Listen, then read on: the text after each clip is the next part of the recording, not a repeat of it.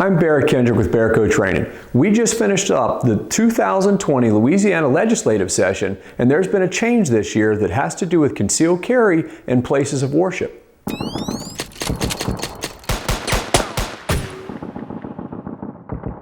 Up until 2012, Louisiana did not allow concealed carry permit holders to carry in a place of worship at all.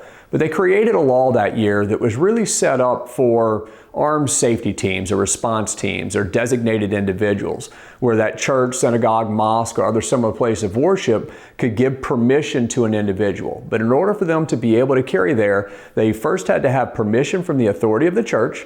That the authority of the church had to also notify the congregation that they were allowing concealed carry there. And then additionally, there was an 8-hour tactical training requirement that had to be conducted on an annual basis to be able to carry there. Well, that original law, which was subsection U of Title 40, 1379.3, was amended in 2018. And in 2018, they went in and removed the mandatory training requirement to where now it was only mandatory if the church wanted it or if the church's insurance policy dictated that. Well, in 2020, they've made another change to it. They have repealed subsection U that used to have all those extra requirements, and now they have amended section N of that same statute. This is the section that outlines all the places that a concealed carry permit in Louisiana does not authorize or permit you to be able to carry there. And so they've changed number 8 of that. Number 8 reads that you're not allowed to carry in a church, synagogue, mosque, or other similar place of worship unless you receive permission from the authority over the administration of that church, synagogue, mosque, or other similar place of worship. So who is that? Is that the preacher, the pastor? Is that a legal entity over the church? And that really just kind of depends on which church that we're talking about.